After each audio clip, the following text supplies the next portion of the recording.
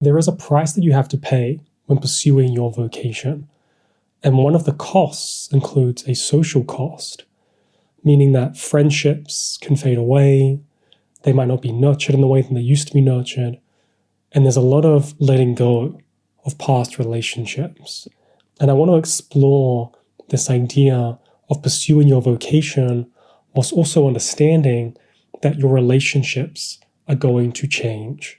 And my name is Joe Yulee. I am absolutely obsessed with vocations, pursuing your calling in the world.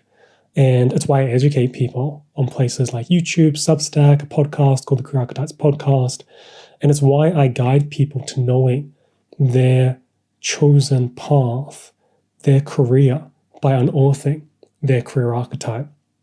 Because it's my deep belief that every single person in this world has a calling, and it's about unearthing it and then walking that path which leads you towards your exalted form in this existence.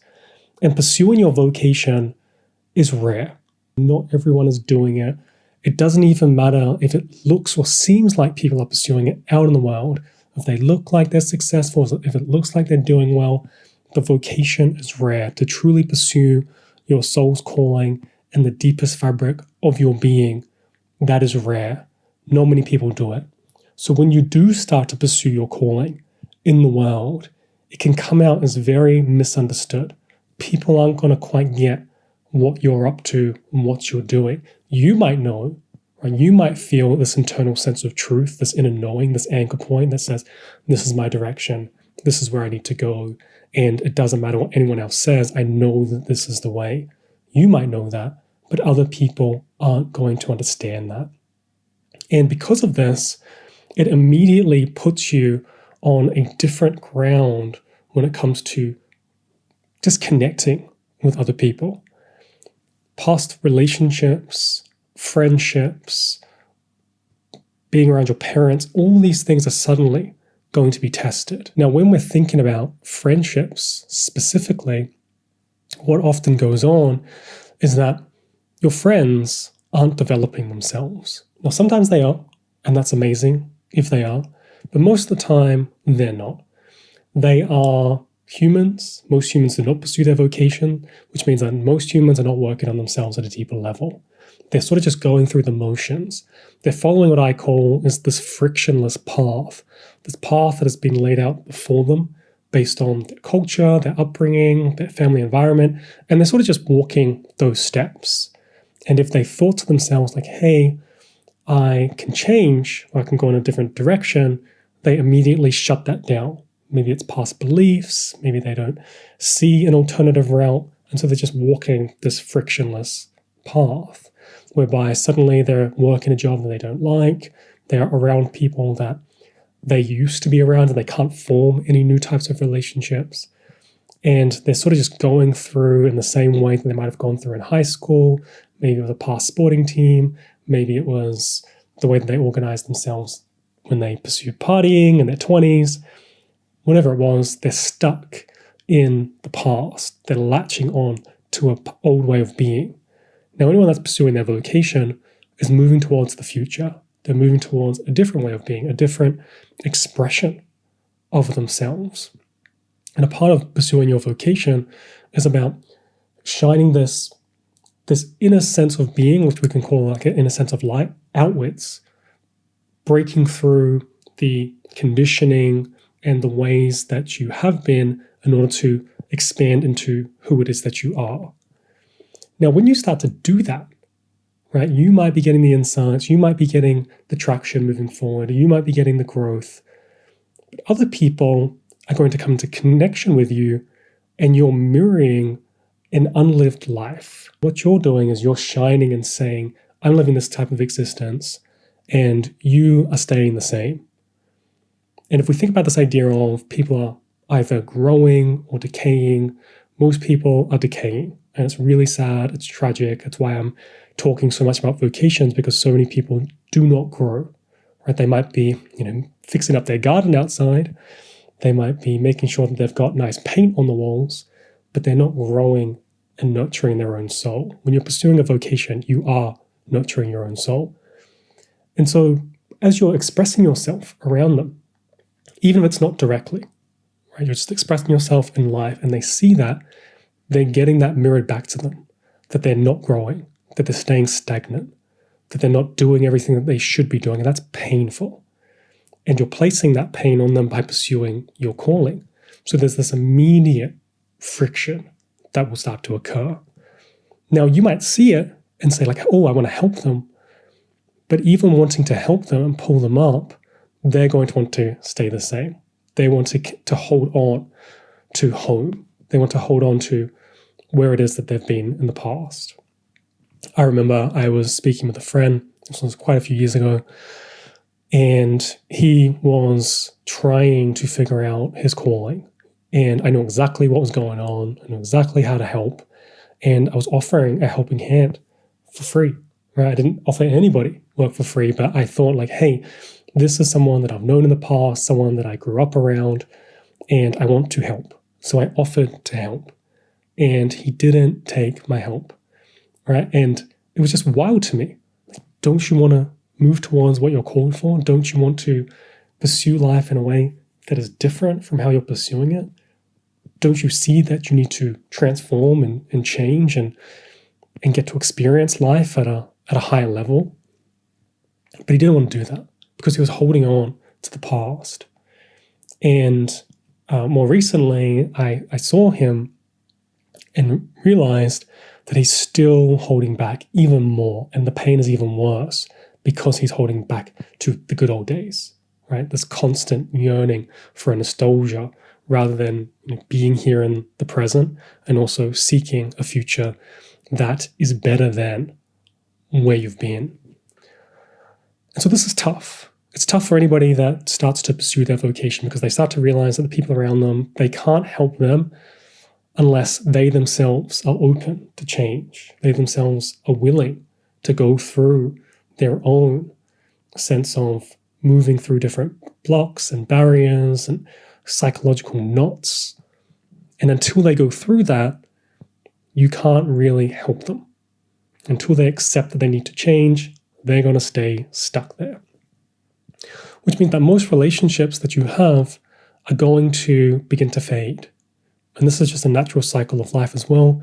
Relationships will fade away, relationships will change.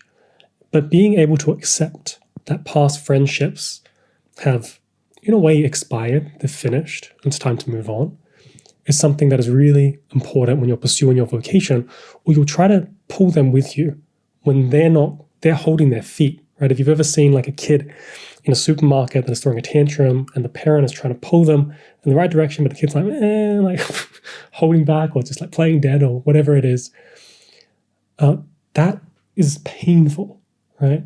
And they're both going in different directions. So you can't pull your friends in that direction with you. They're not going to quite understand. There's going to be a disconnect. And the best thing that you can do is actually to release and hope that they find their own way. Right? You can always give a sense of encouragement, look to inspire them, but you can't use all your energy that needs to be placed into your vocation on trying to go ahead and pull them along, because that's so taxing, it's so energy draining.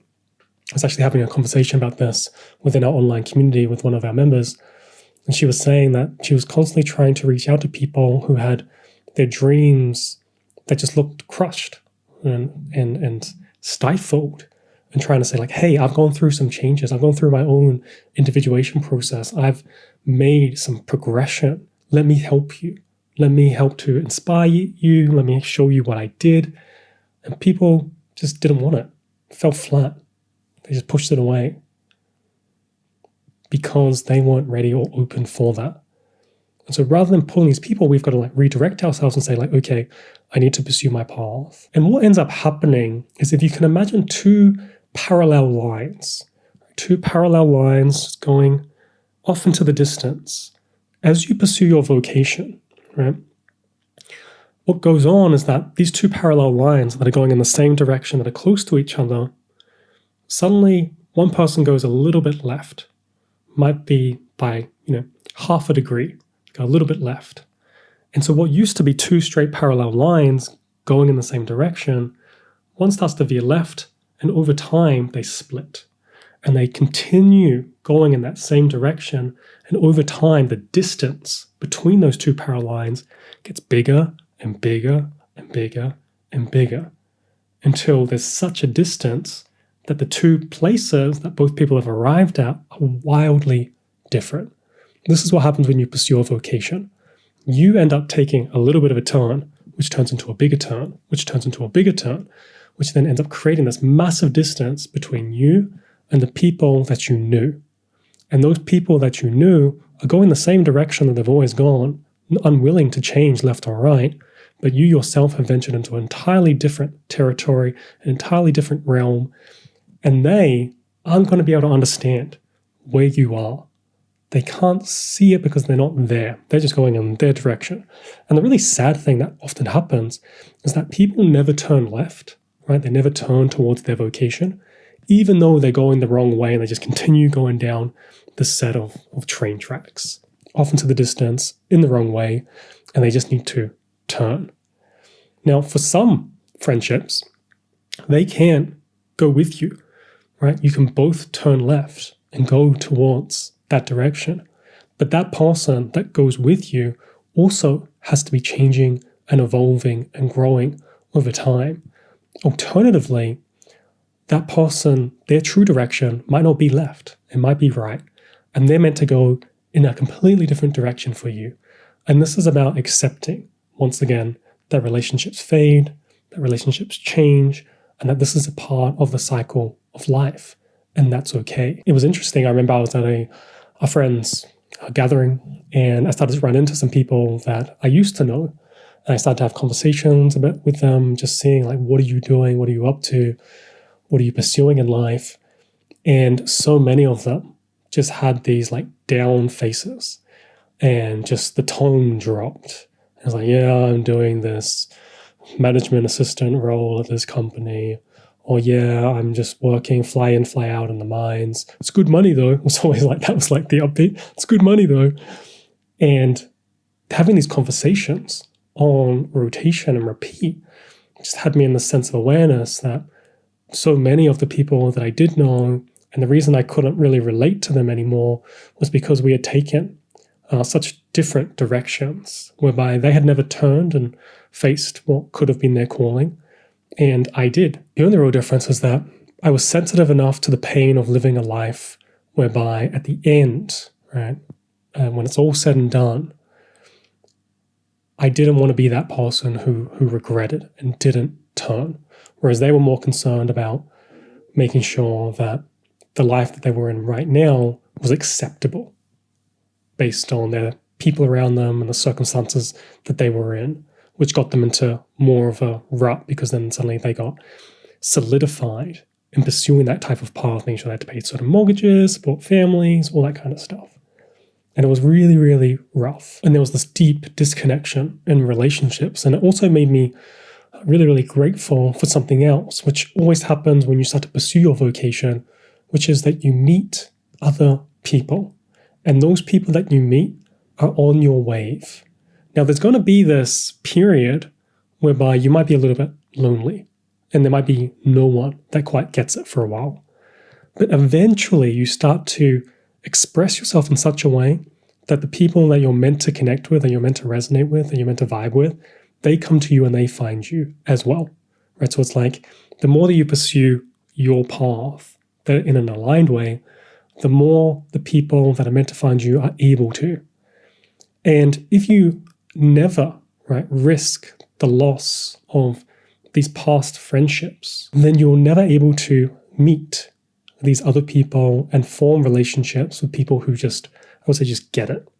And I mean get it in the sense of they've gone through it too. They've gone through their own self-discovery, their own sense of individuation. They've gone through the trials and tribulations and the challenges that come with pursuing a path that is a bit different, that is anti the traditional way of being, and they just get it. And you can connect over them just understanding the different points of the path, which is absolutely so vital for anyone that's pursuing their vocation, because in the beginning they're like, well, no one understands it. And over time they're like, oh, actually, these people understand it. I just wasn't in their location, right? I just hadn't gone far enough left. So yes, there is this social cost to pursuing your vocation whereby different relationships fade. But on the other side, there are so many rewarding, rich relationships that you can form. New people that you're meant to meet. People that you haven't even met yet. People that are going to inspire you, that are going to encourage you, that have certain understandings. Maybe they're further ahead of you and they're like, oh, watch out for this thing's coming. They can help you navigate it. There's so much on the other side. And to say like, hey, I just want to cling on to past relationships, even though those relationships aren't really serving you or serving the other person, is to deny that there is a better place for you to be. And when thinking about relationships, I often like to think about it through this yin and yang polarity. And so there is a part of you that needs to deepen and grow and really come into your own to have a sense of heaviness so that you have this gravitational pull where the right relationships are going to come to you. Oftentimes when we're forming the wrong sorts of friendships or we're hanging around the wrong types of people, we don't have that sense of inner gravity within us. We don't really know who we are at our core, and we're not really stepping into that. We're not embodying it, so we have no weight to us. We're constantly like, does that person like me? Do they think that this is okay? Do I control myself a little bit so they accept me? Right? This is very light. But we need weight to us so that the right relationships can come. And the other thing is that we can think about this from a yang perspective, is that when we go out there into the world and pursue our calling, we inevitably bump into the right kinds of people. We inevitably bump into someone and it sparks up a relationship here. We're at a certain event, sparks up a relationship there. We do a post, someone engages with it, they want to have a conversation, suddenly there's a relationship there. And this happening, this yang quality, allows us to have different, new, better relationships, or not even better, relationships for the right time, the right period of your life, the right cycle of your life. Because those past relationships, the ones where you grew up and you have nostalgia for, you can cherish them. You can say, that was amazing. I'm so happy that that happened. However, you don't just want to attach to them and try to drag them into a period of your life where they don't belong. So you want to remember that this is a cycle. As you pursue your vocation, you will go through a new cycle, you will meet new people, and it will happen again later on in the future. You have to re-relate to people and figure out your way as you continue on. And that's all a part of the journey of your vocation and about appreciating the path that you are on. And if you're interested in being around other people who get it, who really understand what this path looks like, feels like, who are willing to share their own stories about going through and navigating this path, then you'll want to check out our online community and 8-week course. In there, we have a community of people that are pursuing their vocation in the world, looking to choose the right career path with conviction by unearthing their very own career archetype. And people really share and express the truth of what's going on. They share their highs, they share their lows, they pick each other up, and they really inspire as well that, hey, this is normal and that we can do it.